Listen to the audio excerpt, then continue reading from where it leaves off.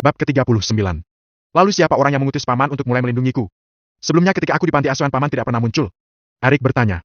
Varani berkata. Memang kami sudah jauh dari kehidupanmu. Tetapi kakekmu mengabari kami dan menyuruh kami menjagamu. Erik terkejut ketika dia menyebut nama kakek. Kakek? Jadi kakekku masih hidup? Bagaimana dia tahu aku masih hidup? Katanya hanya paman berdua yang tahu. Varani segera mencondongkan tubuhnya ke depan dan berkata. Apakah kau mengenal nama Yusli? Iya aku kenal.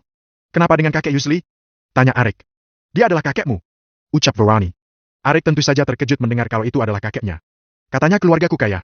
Jadi bagaimana bisa kakekku menyedihkan seperti itu? Varani tertawa dan berkata. Memang benar keluargamu sangat kaya, tetapi apakah kamu tahu kenapa kakekmu menyedihkan seperti itu? Tidak tahu. Erik menggeleng kepalanya. Varani berkata sambil memegang dagunya. Aku bersimpati dan bangga terhadap kakekmu. Dia menyedihkan seperti itu karena selama bertahun-tahun mencari keberadaanmu. Banyak orang membujuknya untuk kembali tetapi dia menolaknya. Dia keras kepala seperti ayahmu. Dia sangat menyayangi ayahmu. Selama bertahun-tahun kakekmu masih sangat memikirkan ayahmu. Erik terkejut dengan pengakuan Varani. Bagaimanapun mencari orang hilang tanpa petunjuk sama saja mencari jatuh di tumpukan jerami. Tetapi kakeknya masih bersikeras untuk mencari keberadaannya. Ini membuat Erik sangat ingin berterima kasih atas kekhawatiran kakeknya terhadap keluarga kecilnya. Lalu kenapa keluargaku tidak memberi kakekku uang? Kenapa dia seperti gelandang yang tidak memiliki tempat tinggal? Tanya Erik. Varani tersenyum dan berkata. Sebenarnya kakekmu tinggal di villa mewah di sana. Tetapi setiap hari dia akan keluar mencari keberadaanmu dengan pakaian lusuh. Bahkan sesekali dia menyewa orang untuk berpura-pura memukulinya untuk memancing simpati orang. Aku merasa kakekmu benar-benar sudah gila karena lelah mencari keberadaanmu selama bertahun-tahun. Namun kerja kerasnya selama bertahun-tahun terbayarkan dengan berhasil menemukanmu. Dan kami berdua juga tidak akan mengenali kamu lagi jika kakekmu tidak memberitahu kami. Erik mengangguk ringan, jadi itu alasan kakek Yusli terlihat bersemangat ketika bertemu denganku. Tapi kenapa dia tidak mengatakannya langsung? Tanya Erik dalam hati. Paman, kenapa kakekku tidak mengaku ketika pertama kali bertemu denganku? Tanya Erik. Varani mengelus janggutnya dan berkata. Kakekmu sengaja tidak mengaku waktu itu. Karena ada banyak mata-mata terus mengawasi keberadaannya. Dia khawatir ketika menemukanmu dan orang lain tahu maka keselamatanmu akan terancam. Apa kau tahu alasan pamanmu mengutus para ninja dan membunuhmu? Tanya Varani. Tidak tahu. Mereka semua tidak mau menerima kehadiranmu di Jepang. Sejak mengetahui kamu masih hidup, pamanmu berusaha untuk membunuhmu. Meskipun kakekmu melarang pamanmu, dia dengan pandai bersandiwara kalau dia tidak melakukan hal semacam itu terhadap keponakannya. Varani mendengus dingin lalu melanjutkan. Pamanmu tidak ingin melihat kamu kembali ke keluarga Brown. Dia takut kalau harta warisan milik orang tuamu akan diambil alih olehmu. Maka dari itu pamanmu berusaha untuk menyingkirkanmu. Erik mendengus kesal. Sampai segitunyakah pamanku dengan harta warisan? Varani berkata dengan serius. Ini bukan jumlah kecil. Tetapi ini adalah aset triliunan dolar, jadi siapa sih yang tidak takut jika aset sebanyak itu akan hilang? Erik segera angkat bicara. Aku tidak tertarik sama sekali dengan aset itu. Sampai kapanpun aku tidak akan pernah berpikir untuk kembali ke keluarga Brown itu. Aku merelakan dia menikmati semua harta warisan itu. Kimoshi dan Varani tidak bisa berkata-kata mendengar pernyataan Erik. Masih banyak misteri dan masalah keluargamu yang belum kamu tahu. Ini bukan saatnya untuk menceritakan semua. Kesempatan kita sekarang hanya bisa kabur secepatnya dari Jepang. Ucap Varani. Erik belum bisa mengelola semua kejadian ini, dia seperti bermimpi. Dia merasakan kehidupannya sekarang seperti kehidupan di dalam novel. Erik bingung saat ini. Paman, tapi aku benar-benar tidak ingin meninggalkan Jepang. Aku sangat nyaman untuk tinggal di sini. Kimoshi angkat bicara. Apakah kamu lebih sayang nyawamu atau kesenanganmu? Ini bukan saatnya untuk menikmati hidupmu lagi. Sekarang saatnya menyelamatkan hidupmu dulu. Ada saatnya nanti kamu bisa menikmati hidupmu dengan tenang. Erik tidak bisa berkata-kata lagi. Tetapi saat ini pertama di pikirannya adalah Laira. Jadi bagaimana jika dia meninggalkan Laira tanpa pamit? Paman, bolehkah aku pamit dengan seseorang sebelum kita pergi? Tanya Erik. Tidak bisa. Dengus Varani dengan dingin. Kenapa? Kimoshi angkat bicara lagi. Aku katakan kepadamu untuk saat ini jangan mendekati siapapun. Sebab ketika seseorang mengetahui hubunganmu dengan orang itu maka bisa jadi dia akan menculik dan membahayakan orang itu untuk memancingmu keluar dari persembunyian. Aku khawatir orang-orang terdekat akan menjadi korban jika kamu menemui mereka akhirnya ini. Putuskan kontak dengan mereka mulai saat ini. Mendengar ini membuat Erik benar-benar terkejut dan putus asa. Bagaimanapun tujuan dia betah di Jepang saat ini adalah Laira. Jadi keinginan terakhir sebelum meninggalkan Jepang adalah bertemu dengan Laira. Tetapi keadaan berkata lain. Dia tidak bisa bertemu dengan Laira. Sebab jika ini ia lakukan maka akan membahayakan keselamatan Laira. Jadi apakah kamu masih ingin hidup atau ingin mengakhiri hidupmu di Jepang? Tanya Varani. Erik benar-benar dihadapkan dengan pilihan yang sulit dalam hidupnya kali ini. Pertama itu menyangkut keselamatan hidupnya. Dan yang kedua merenggut kebahagiaannya. Tidak ada cara lain selain menyelamatkan hidup dan mencari kebahagiaan nanti. Hanya pilihan itu yang terlintas dalam pikiran Erik. Baiklah paman. Aku akan mengikutimu. Aku tidak ingin berakhir di Jepang. Ucap Erik dengan sangat enggan. Jadi Erik segera bertanya. Kapan kita akan membeli tiket pesawat? Varani dan Kimoshi tertawa. Haa, kita tidak akan kabur menggunakan pesawat. Sebab mereka akan mengetahui kita keluar Jepang dengan melihat data penerbangan. Tetapi kita akan melewati jalur laut menggunakan perahu kecil. Erik tidak punya pilihan lain selain mengikuti semua pengaturan Kimoshi dan Varani. Saat ini di bangsal rumah sakit tiba-tiba Naruto menerima sebuah panggilan telepon. Apakah kalian semua sudah menyelesaikan Erik? Tanya Naruto. Gawat bos, semua anak buah kita cedera parah. Ucap seseorang dari seberang telepon. Naruto terkejut mendengar berita ini. Bagaimana bisa kalian semua cedera parah? Apakah Erik itu benar-benar sekuat itu? Tanya Naruto dengan heran. Tidak bos. Dia memiliki pengawal beberapa ninja. Kami semua tentu bukan lawan ninja. Kami semua dijahat habis-habisan oleh para ninja itu. Aku katakan jangan berurusan dengan Eric lagi, bos. Karena lawan kita ninja bukan manusia lagi. Ucap anak buahnya dari ujung telepon. Naruto mendengar itu langsung melemparkan ponsel miliknya ke lantai. Ninja? Sebenarnya siapa Eric itu? Bagaimana dia bisa memiliki pengawal ninja? Setahuku hanya keluarga top terkaya yang mampu menyewa ninja.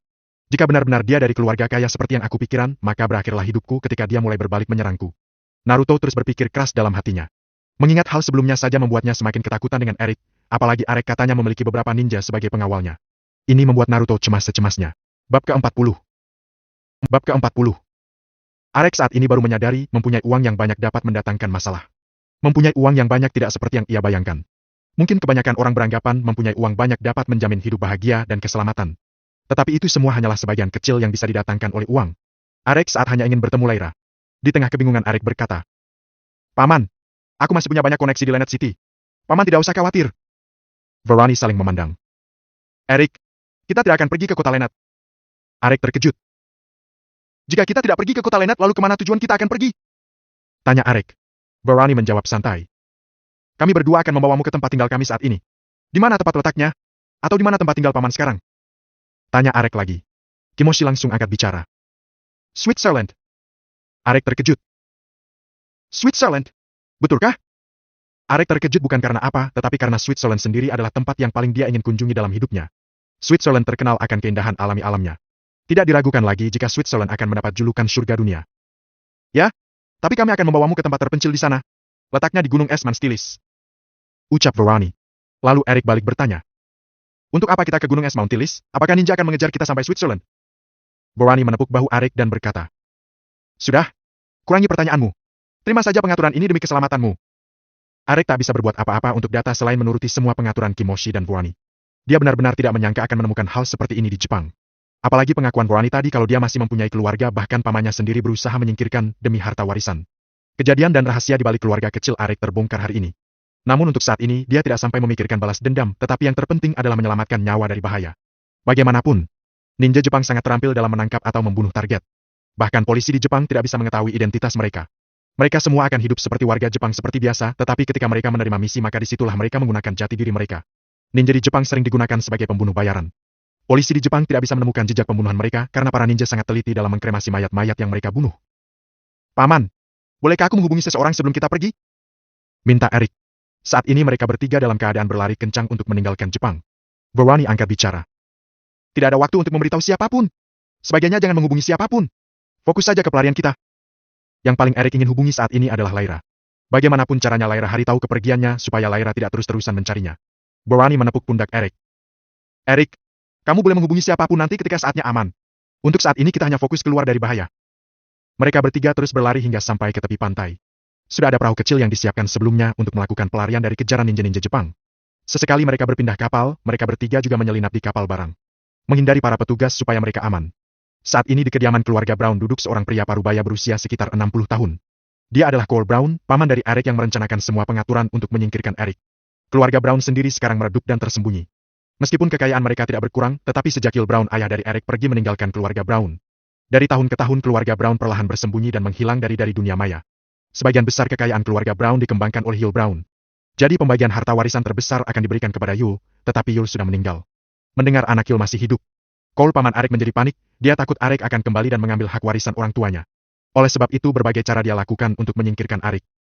"Sepertinya target sudah berhasil melarikan diri dari Jepang, bos," ucap seseorang dari seberang telepon. Cole menjadi sangat emosi mendengar kegagalan ini. "Bagaimana bisa kalian para ninja tidak bisa menangkap anak kecil seperti itu? Apakah kalian tidak malu reputasi ninja hilang hanya karena tidak bisa menangkap satu orang?" "Maaf, bos. Bukan itu masalahnya. Masalahnya kami mungkin tidak sulit menangkapnya jika hanya berempat. Bagaimanapun dua pedang yang legendaris menjadi pengawal bocah itu. Bagaimana bisa kami menghadapinya?" Ucap pasrah ninja di ujung telepon. Mendengarkan nama duo pedang Cole menjadi panik. "Hah? Duo pedang katamu? Apakah Verani dan Kimoshi maksud kamu?" tanya Cole. "Nah, betul sekali, bos. Mereka orangnya. Aku tidak menyangka duo pedang masih hidup. Terakhirku melihat mereka waktu itu masih berusia 20 tahun. Masih sangat muda ketika menjadi bodyguard pribadi Yul Brown." Cole menjadi bingung dan agak sedikit takut. "Aku tidak pernah menyangka mereka akan setia kepada Yul walaupun dia sudah meninggal. Jika duo pedang itu kembali ke Jepang, beritahu aku. Aku akan menyuruh semua ninja Jepang untuk menangkapnya." "Baik, bos." 3 hari 3 malam mereka di tengah lautan di kapal barang hingga akhirnya mereka tiba di pelabuhan Switzerland. Mereka tiba di pelabuhan pada malam hari sehingga tidak susah bagi mereka bertiga keluar tanpa pemeriksaan. Arek sudah tidak sabar untuk memberikan kabar kepada Lyra. Arek, tunggu paman di sini. Kami berdua akan mencari makanan dan mengecek keadaan sekitar. Ucap Varani. Oke. Sambil Arek mengangguk. Varani dan Kimoshi pergi dan hanya menyisakan Arek di tepi pelabuhan. Arek langsung mengeluarkan ponselnya dan akan menghubungi Lyra. Tetapi tiba-tiba ketika ia baru saja mengeluarkan dari saku celananya, ponsel miliknya langsung dijambret. Arek tentunya tidak diam. Dia dengan cepat mengejar para pencuri itu. Memasuki gang sempit dan sesekali ponsel miliknya dioper-oper ke pencuri lainnya. Ini membuat Arek kewalahan. Hanya ponsel itu satu-satunya harapan dia untuk menghubungi Lyra. Dia tidak mengetahui kontak Lyra selain di ponsel itu. Arek terus mengejar pencuri itu kemanapun dia lari. Sampai akhirnya pencuri itu memasuki bangunan rumah besar. Arek goreng oleh pencuri itu memasuki markas mereka. Tetapi Arek tak takut akan hal itu, dia masuk tanpa berpikir panjang.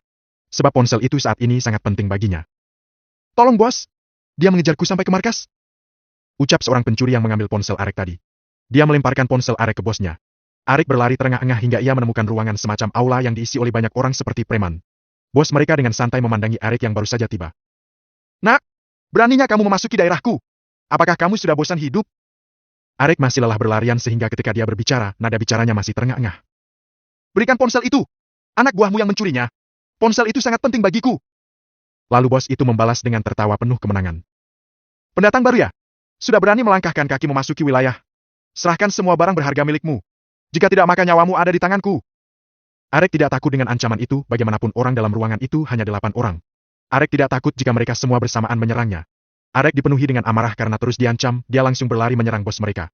Mereka semua masih menertawakan nasib malang Arek tanpa mereka sadari Arek sudah bergegas melayang ke arah bos mereka. Besas! Suara gedebuk karena tubuh bos mereka tersungkur ke tembok akibat terjangan dari Arek. Lalu Arek membabi buta memukuli wajah bos mereka tanpa ampun. Darah bercucuran dari wajah bos mereka tak bisa melakukan perlawan terhadap Arek sampai ia pingsan. Semua orang sekarang terdiam dan terkejut dengan perubahan peristiwa.